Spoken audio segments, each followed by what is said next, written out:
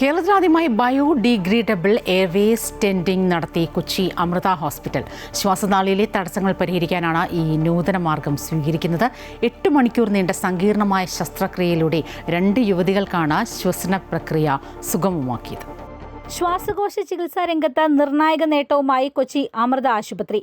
കേരളത്തിൽ ആദ്യമായി biodegradable Airways tending വിജയകരമായി നിർവഹിച്ചു. ഇതോടെ ക്ഷയരോഗാനന്തരമുണ്ടാകുന്ന ശ്വാസനാളിയിലെ തടസ്സങ്ങൾ പരിഹരിക്കാൻ ഈ നൂതന മാർഗം സ്വീകരിക്കുന്ന കേരളത്തിലെ ആദ്യത്തെയും ഇന്ത്യയിലെ 3ാമത്തെയും കേന്ദ്രമായി അമൃത ആശുപത്രി മാറി.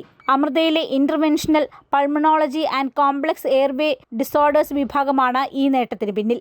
ശ്വാസനാളിയിൽ കടുത്ത തടസ്സമുണ്ടായിരുന്ന 2 യുവതികളിലാണ് 8 മണിക്കൂർ നീണ്ട സങ്കീർണമായ ബ്രോങ്കോസ്കോപ്പിക് ശസ്ത്രക്രിയയിലൂടെ ശ്വസന പ്രക്രിയ സുഗമമാക്കിയത്.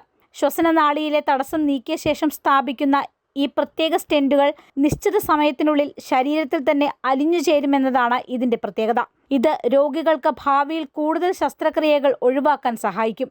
അത്യാധുനിക സാങ്കേതിക വിദ്യയുടെയും വിദഗ്ധരായ ഡോക്ടർമാരുടെയും ഏകോപനത്തിന്റെയും ഫലമായാണ് ഈ അപൂർവ നേട്ടം കൈവരിക്കാനായതെന്ന് കൊച്ചി അമൃത ആശുപത്രിയിലെ ഇന്റർവെൻഷണൽ പൾമണോളജി വിഭാഗം മേധാവി ഡോക്ടർ ടിങ്കു ജോസഫ് പറഞ്ഞു. ശസ്ത്രക്രിയയിൽ ഡോക്ടർ ഡോൺ ജോസ്, ഡോക്ടർ ശ്രീരാജ് നായർ തുടങ്ങിയവരും പങ്കാളികളായി. ക്ഷയരോഗാനന്തരമുണ്ടാകുന്ന ശ്വാസനാളി ചുരുങ്ങൽ, വിട്ടുമാറാത്ത ചുമ, കഫക്കെട്ട്, ശ്വാസം മുട്ടൽ കൂടാതെ ശ്വാസനാളിയിലെ മറ്റ് തടസ്സങ്ങൾക്കും ഇത്തരത്തിലുള്ള ബയോഡിഗ്രേഡബിൾ എയർവേസ് ടെൻഡിംഗ് ചെയ്യുന്നത് കൂടുതൽ ഫലപ്രദമായിരിക്കുമെന്നും ഡോക്ടർ ടിങ്കു ജോസഫ് കൂട്ടിച്ചേർത്തു.